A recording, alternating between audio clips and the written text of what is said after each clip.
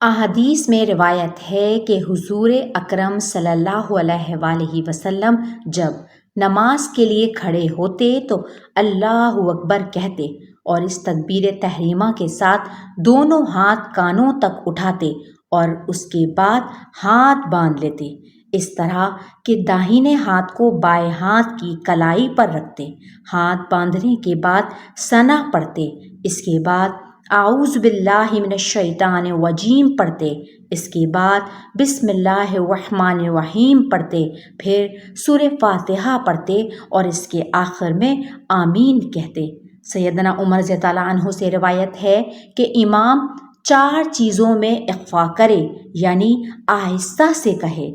تعوذ، بسم اللہ، آمین اور ثنا۔ پھر حضور صلی اللہ علیہ وآلہ وسلم سورہ فاتحہ کے بعد کوئی سورت پڑھتے، پھر آپ جب اس قرأت سے فارغ ہوتے تو تکبیر کہتے ہوئے رکوع میں جاتے، جھکنے کے ساتھ ہی تکبیر کہتے۔ اسی طرح جب رکوع سے سر اٹھاتے تو سمیع اللہ لمن حمدہ فرماتے، رکوع میں دونوں ہتھیلیوں کو گھٹنوں پر خوب جماتے اور انگلیوں کو کھول کر رکھتے۔ علماء فرماتے ہیں کہ نماز میں انگلیوں کی 3 حالتیں ہیں: ایک رکوع کی حالت میں کھول کر رکھنا چاہیے، دوسری سجدے کی حالت میں انگلیوں کو ملا کر رکھنا چاہیے، اور تیسری تمام حالتوں میں انگلیوں کو اپنے حال پر چھوڑنا، خواہ قیام کی حالت ہو اور خواہ تشہد کی ہو۔ حضور صلی اللہ علیہ وآلہ وسلم رکوع میں بازوؤں کو پہلو سے دور رکھتے اور اپنی پشت کو سیدھا رکھتے، سر کو اس کے برابر نہ نیچا کرتے اور نہ اٹھاتے، اور 3 بار سبحان رب العظیم کہتے۔ یہ کم از کم ہے، بسا اوقات آپ اس سے بھی زیادہ کہتے تھے، اور زیادہ مرتبہ کہنا طاق عادات میں افضل ہے۔ اور جب رکوع سے سر اٹھاتے تو سجدے میں اس وقت تک نہ جاتے جب تک کہ سیدھے کھڑے نہ ہو جاتے، اور حضور صلی اللہ علیہ وآلہ وسلم سجدے اسی انداز سے کرتے۔ آپ جب سجدے میں جاتے تو ہاتھوں سے پہلے گھٹنوں کو زمین پر رکھتے، اس کے بعد ہاتھوں کو رکھتے، پھر پہلے ناک زمین پر رکھتے، پھر پیشانی مبارک رکھتے، سجدے میں بازوؤں اور پیٹ کو رانوں سے دور رکھتے، اتنا کہ بکری کا بچہ اس کے درمیان سے گزر سکتا تھا۔ سجدے میں سر مبارک کو دونوں ہتھیلیوں کے درمیان رکھتے، سجدے میں پاؤں کی انگلیوں کا رخ قبلے کی جانب ہوتا تھا، سجدے میں کم از کم 3 بار سبحان رب العلیٰ کہتے، اور جب سجدے سے سر اٹھاتے تو جب تک بالکل سیدھے نہ بیٹھ جاتے دوسرا سجدہ نہ فرماتے۔ جب قیام طویل ہوتا تو رکوع و سجدہ اور جلسہ بھی طویل ہوتا،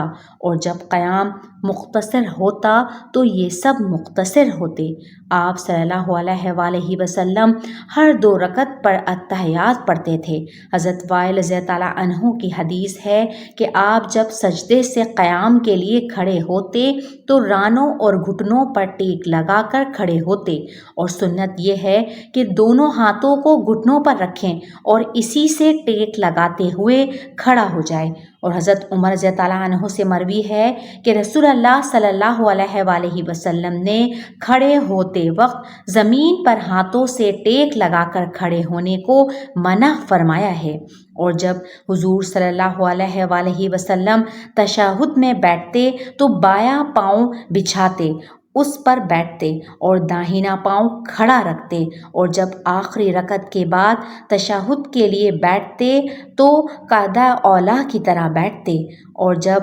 تشہد پڑھتے تو دونوں ہاتھوں کو دونوں رانوں پر رکھتے اور داہنے ہاتھ کی انگشت شہادت سے اشارہ کرتے۔ اس کی صورت یہ ہے کہ چھنگلی اور اس کے پاؤں کی انگلی کو ہتھیلی کے اندر جمع کرے اور بیچ کی انگلی اور انگوٹھے سے حلقہ بنائے اور شہادت کی انگلی سے اشارہ کرے، اور جب لا الہ کہے تو انگلی اٹھائے اور الا اللہ کہنے پر نیچے کرے۔ حضرت عبداللہ بن مسعود اور حضرت عبداللہ بن عباس رضی اللہ عنہ سے مروی ہے کہ حضور اکرم صلی اللہ علیہ وآلہ وسلم نے ہمیں تعلیم فرمائی کہ ہم ان الفاظ میں التحیات پڑھیں: التحیات للہ والصلوات والطیبات، السلام علیکہ ایھا النبی ورحمۃ اللہ وبرکاتہ، السلام علینا وعلی عباد اللہ الصالحین، اشہد ان لا الہ الا اللہ و اشہد ان محمدًا عبدہ ورسولہ۔ عبد الرحمن بن ابی لیلہ رحمۃ اللہ علیہ سے مروی ہے کہ مجھے کعب بن اجر رضی اللہ عنہ ملے تو انہوں نے کہا، کیا میں تمہیں ایک تحفہ جسے میں نے حضور سے سنا پیش کر دوں؟ میں نے کہا ہاں ضرور۔ تو انہوں نے کہا، حضور صلی اللہ علیہ وآلہ وسلم سے میں نے عرض کیا، آپ نے ہمیں آپ پر سلام بھیجنے کا طریقہ تو بتا دیا، لیکن ہم درود کس طرح بھیجیں؟ تو آپ نے فرمایا ان الفاظ میں: اللہم صلی علی محمد وعلی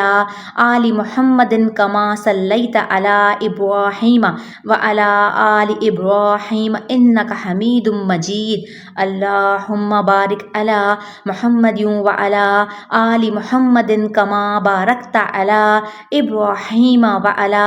آل ابراہیم انک حمید مجید۔ ایک دوسرے صحابی حضرت ابو مسعود انصاری رضی اللہ عنہ سے بھی قریب اسی مضمون کی ایک حدیث مروی ہے، جس میں ہے کہ جب حضور صلی اللہ علیہ وآلہ وسلم سے درود کے متعلق دریافت کیا گیا کہ حضرت جب ہم نماز میں آپ پر درود پڑھیں تو کس طرح پڑھیں، تو آپ نے مذکورہ درود شریف کی تلقین فرمائی۔ حضرت سہل بن سعد رضی اللہ عنہ سے روایت ہے کہ حضور اکرم صلی اللہ علیہ وآلہ وسلم نے فرمایا کہ اس شخص کی نماز نہیں جو اپنے نبی پر درود نہ بھیجے، درود شریف کے بعد اور سلام سے پہلے دعا۔ حضرت عبداللہ بن مسعود رضی اللہ عنہ کا ارشاد ہے کہ نمازی تشہد کے بعد درود شریف پڑھے اور اس کے بعد دعا کرے۔ صحیح بخاری اور صحیح مسلم وغیرہ کی ایک روایت میں حضرت عبداللہ بن مسعود رضی اللہ عنہ سے تشہد کی تلقین والی حدیث کے آخر میں رسول اللہ صلی اللہ علیہ وآلہ وسلم کا یہ ارشاد بھی مروی ہے، یعنی نمازی جب تشہد پڑھ چکیں تو جو دعا اسے اچھی معلوم ہو اس کا انتخاب کر لے اور اللہ تعالیٰ سے وہی دعا مانگے۔ درود شریف کے بعد نماز میں دعا